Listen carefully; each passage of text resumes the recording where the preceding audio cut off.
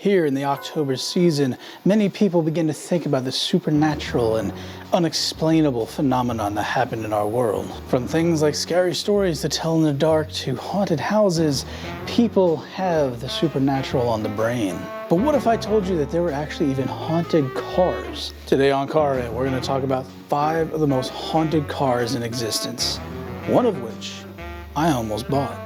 What's up, everybody, and welcome to this episode of Car Rant. Unusual for us to be talking about anything supernatural on this channel, but it just felt fitting and right for this time of year to share these very scary and dark stories, and one of which I do in fact have a personal connection to, and that will be the keynote story right there at the end, so stay tuned for that. But if you're new around here, my name is Nick Lanza, this is Car Rant, and normally when we're not talking about spooky stuff, we're dealing with cars, doing reviews, and having candid conversations about said cars. So if that sounds interesting to you, stick around and let's get into this. To kick off this list, let's start with a car whose roots in Hollywood have echoed throughout time. That's James Dean's Porsche Little Bastard. For those who don't know, James Dean was a Hollywood icon. Known for movies like Rebel Without a Cause, he helped set the trend of the 1950s. With that greaser-haired look, he looked like he could just take on the world and didn't care what the world had to say because, again, he was a rebel. Well, one day, James Dean decided to buy a Porsche 500 Spyder, and fellow actor Alec Guinness, yes, Obi-Wan Kenobi, prophetically said, "You'll be dead within a week if you get in that car."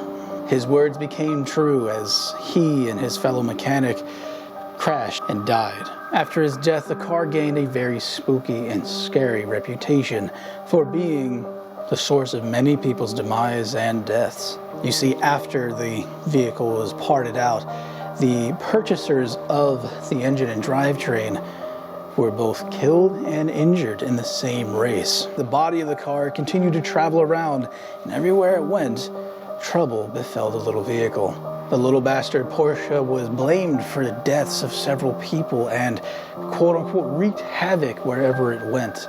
And in fact, while on display in California for the dangers of reckless driving, the garage that housed it burned to the ground. Rumors over the years said that people who took parts from the car, they themselves had their cars wrecked and destroyed or even killed in car crashes like James Dean did. To this day, no one really knows what happened to the drivetrain of the vehicle, and some people don't even know what happened to the original shell of the car. To briefly lighten the mood a bit, let's talk about the jumping car of South Africa. On a quiet evening in 2004, a South African family were bedding down for the night after having a nice, lovely evening with some friends. All was quiet and peaceful until suddenly they hear the sound of a car turning on and realized that someone was trying to steal the Renault Megane. The family rushed outside to see if they could catch the thief in the act, only to find that there was no one in the car and no key in the ignition. The car was running and jumping. The family called the police, and upon investigation found that the handbrake was still engaged, no key in the ignition, and everything as it should be. The police even thought that the family was pulling a joke on them until suddenly the car turned back on again and started jumping backwards into a tree. Of course, Renault had to make a statement because after all, their cars aren't designed to do any of this, and they simply stated that it was a faulty starter motor. But it sounds like witnesses, family, and the police seem to think that maybe something a little more supernatural was afoot. June 28th, 1914, the Archduke of Austria has been shot. Franz Ferdinand had been assassinated by Gavrilo Princip, and thus began World War I. Yet despite all the tragedy and travesty that took place during those wars, a peculiar survivor made it through all of that tragedy. The Archduke's car, a Grafenstedt's limousine, claimed the lives of 13 more people as it was privately owned for the next 12 years. In fact, some people might even blame this limousine for the death of the Archduke to begin with, as the vehicle suddenly stalled in front of the cafe where Mr. Princip took his shots. Over the course of the next decade, this car then turned around and claimed the lives of 13 others. An Austrian general who drove the car ended up dying in an insane asylum. 2 peasants and a German military officer were killed in a crash involving this car. A later Swiss racing driver rolled the car, killing himself in the crash, and a Romanian owner actually lost control on his way to a wedding. This crash resulted in his death and 5 others. The car now resides in the War History Museum of Vienna, where it can no longer take the lives of any more owners, as it sits amongst the rest of the memorabilia from World War I. This next car is something of a creepypasta of the 60s and 70s, a automotive cryptid, if you will. That is the Black Vulga. Some people claim that it's the embodiment of evil itself in an automobile. Some people even claim that Satan himself drove this car, taking people to hell with him.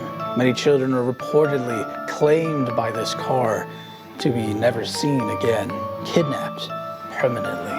And if you dare intervene or try to save these children from the Black Vulga, you yourself would die in 24 hours. The car suddenly appeared out of nowhere in the 60s and 70s, but has never been heard from since. Some speculate that it's a serial killer or series of serial killers using the same vehicle to keep up this dastardly reputation. Yet there are supposedly witnesses who have interacted with this car, only to find that when they open the front door of the car, there's nothing inside. One reported a bright flash, and he lost time and woke up later with a pounding headache and no clue what had happened to him. In the 60s, there was a report of 2 kids being sucked into the car like as if they were in a vacuum, being launched out into space, instead into the back seat. No one knows what happened to this car after this period of time in the 60s and 70s, but one wonders who and what was in control of this car. And now for the story that some of you are probably here for, and that of the most evil car in America. Reportedly, the inspiration behind Stephen King's Christine, this 1964 Dodge 330 limited edition, was a cop car. This car actually resided up where I used to live in New Hampshire, and we knew stories of this car. As a kid growing up, we had heard that if you had seen this car or interacted with this car, some great tragedy could befall you, as all 3 officers who had this car as their patrol car ended up becoming family annihilators and committing suicide after. It was as if this car had an evil spirit attached to it that would influence its inhabitant or owner to commit such a tragic, horrible thing. After the final officer was killed, they auctioned the car off, and reportedly the car went bananas after this. Doors opening on the highway to try and eject its passengers. The engine stalling without reason. Even the steering getting stuck, as if to try and wreck the car without any cause or reason. Heck, even the brakes would give out. It was as if this car was determined to kill whoever rode in it. And don't try to steal it or joyride in it. No, every person who attempted this were killed in horrible, horrible ways. It also reportedly didn't like kids, as 2 children were reported dying near this car. And after a child touched it, the family of that child were killed in a house fire. Of course, being skeptical children, we were interested in trying to buy this car because, well, it's got quite the story to it. And thankfully, we didn't have the money to buy this car. Instead, now it resides at a haunted house that quite literally houses a number of other haunted items and cars, where it has supposedly not harmed anyone since. And in fact, many local churches still think that the car itself, even though it's dismantled, has demons living in the parts, so that if anyone were to try and take some of those parts, great evil would befall them. This car, known as Golden Eagle, has a confirmed kill count of 14, but reports say that it could be much, much higher. And there you have it, folks.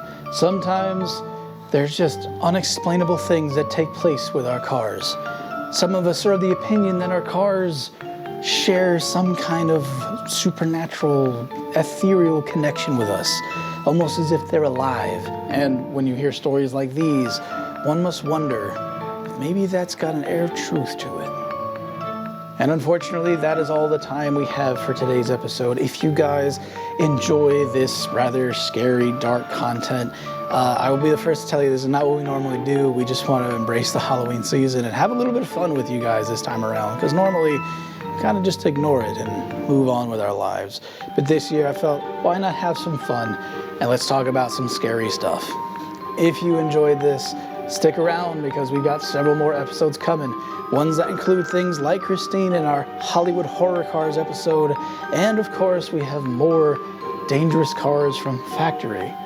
So with all that said, thank you all for watching. Stay safe out there. And maybe get a pastor or priest to bless your car to keep whatever demons that resided in these cars out of yours. We'll see you next time. Peace.